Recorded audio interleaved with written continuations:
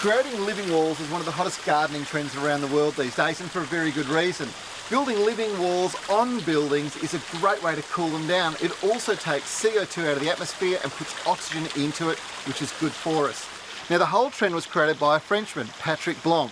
Now, he was a botanist and he was working in Borneo, climbing up and down trees, identifying plants that grow up and down the levels of the trees. Now, he figured that if he took that idea back to France and created vertical wall gardens, he could do some really amazing things, and he has all around the world. He's built these amazing gardens. Now, they're featured in this edition of the Guru magazine, so make sure you check it out.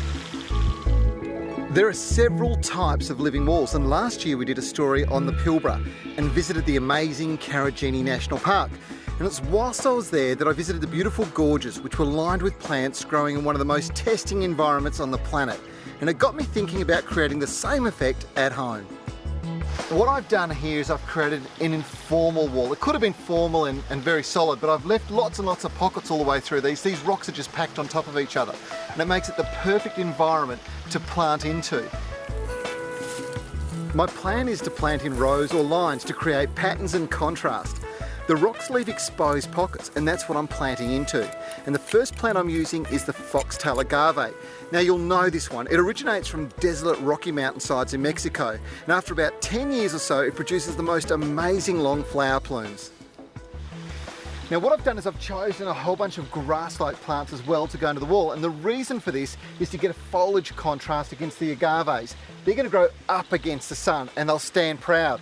But when you put in grass plants like this Lomandra Tanika, well, they're just going to weep down, and it's a great cascading effect against the rocks.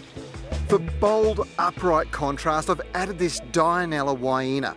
Now, it's going to grow in an upright clumping habit out of the pockets that it's put into, and the white streak of the foliage will offer considerable variation to the other plants in the wall. Just for something different, I'm putting a few pockets of Agapanthus into the wall.